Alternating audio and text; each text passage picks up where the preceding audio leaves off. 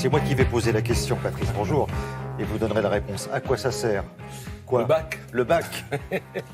Bonjour à tous. On va essayer de répondre effectivement à la question parce que chaque année, à la même époque, on pose cette question. Ce qui ne veut pas dire que nous n'ayons pas quelques éléments de réponse. Alors la réponse la plus subtile, je l'ai trouvée dans Le Monde. Le bac n'a d'utilité que pour ceux qui ne l'ont pas. Ne pas avoir le bac empêche toujours de poursuivre dans l'enseignement supérieur. Le bac serait donc un passeport pour l'après-bac, à cette réserve près que souvent l'après-bac se joue avant le bac. C'est ce que montrent de manière spectaculaire et colorée ces graphiques. Vous voyez les petits carrés orange à gauche notamment, eh bien, ça représente les bacheliers admis en classe préparatoire aux grandes écoles. Eh bien, comme par hasard, ils se taillent la part du lion parmi ceux qui ont obtenu la mention très bien. Viennent ensuite les autres mentions, et moins la mention est valorisante, moins il y a de petits carrés orange. Et comme tout le monde sait, par ailleurs, que la plupart des élèves sont casés et orientés avant le bac, en cours d'année, avec le fameux système APB, eh bien on se dit finalement que ce qui importe, c'est moins le bac que le contrôle continu. Sauf que le bac, il faut l'avoir. Si vous voulez de l'aide, eh bien, allez voir du côté du magazine L'Étudiant.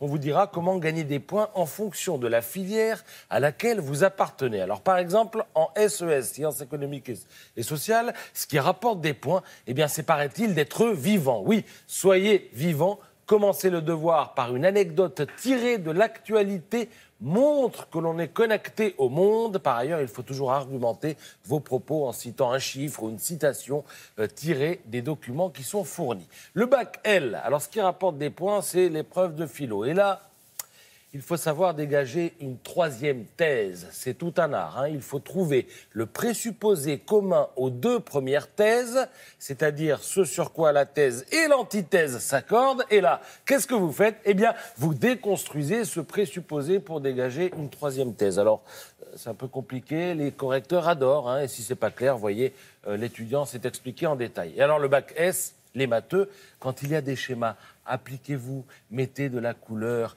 mettez des légendes, il paraît que tout ça aussi, ça rapporte des points. Alors, ce qui pourrait aussi rapporter des points, c'est Internet. Alors, vous allez me dire, Internet au bac, faut pas rêver. Eh bien, les Danois, eux, ils l'ont fait. Vous lirez dans Le Monde un étonnant papier sur le bac connecté au Danemark. Le jour du bac, l'élève peut venir avec son ordinateur, ses livres, ses cours, et durant l'épreuve de sciences sociales, eh bien, il pourra même se connecter à Internet. Et en contrepartie, évidemment, le niveau des exigences est un peu plus élevé. Alors en fait, la seule limite au Danemark, c'est que les étudiants n'ont pas le droit de communiquer avec l'extérieur. Pas de mail à papa ou maman pour savoir si la tangente, c'est bien le sinus sur le cosinus. Par ailleurs, une fois l'épreuve finie, eh bien, les textes sont passés au filtre de logiciels anti-plagiat pour voir s'il n'y a pas eu pompage, tout simplement. Alors après, il a fallu aussi revoir le contenu de l'enseignement. Parce que si on teste les élèves sur leur capacité à aller chercher l'info et à l'analyser, il est quand même primordial d'entraîner, évidemment, leur sens critique. Alors, ce qui est sûr pour l'instant, c'est qu'en France, Internet, c'est niette. Mais on a d'autres pistes. Si vous êtes sujet au stress, pourquoi ne pas essayer la sophrologie? Sur le sujet, je vous conseille les ouvrages d'Isabelle Lefebvre-Vallée. Ce sont des références. L'adolescent et la sophrologie, mais aussi l'enfant et la sophrologie, mais aussi, ou encore, accompagner la dyslexie du CP à la terminale.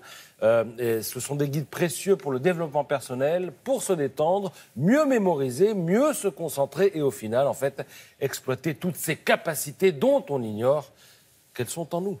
Voilà, la sophrologie qui permet la visualisation positive. On se voit en train de réaliser une performance et avoir son bac.